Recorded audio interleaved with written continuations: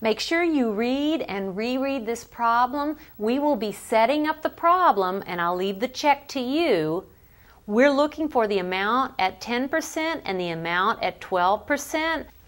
Let's let X be the amount invested at 10%. Then remember, we're given that twice that amount is the amount invested at 12%. So twice this amount would be 2X.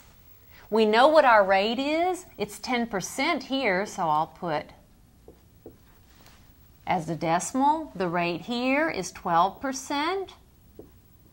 So that's 12 hundredths. The time, the total invested in an annual return, so that means the time is a year.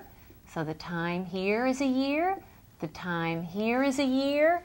And now let's write down what interest is for each of these investments.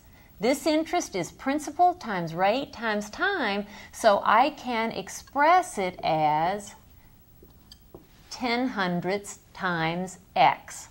Same thing here. This interest is principal times rate times time, so I can multiply all of these. Now 2 times 12 hundredths is 24 hundredths, so that will be 24 hundredths X. That is the product. Do we have anything else in the problem that we're given that we haven't used yet?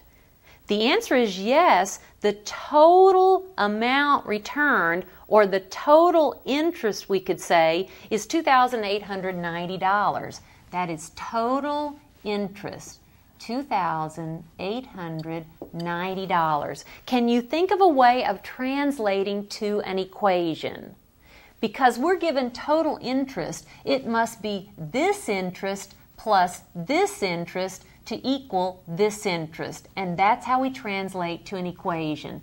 This interest, 10 hundredths X plus 24 hundredths X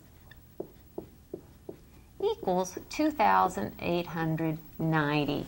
That is your equation to solve. If you solve that equation for X, you will have that X is equal to 8,500. Now notice from your table, that will be the principal or the amount invested at 10%. If you want to find the amount invested at 12%, you would double X or 2X, and that would equal $17,000.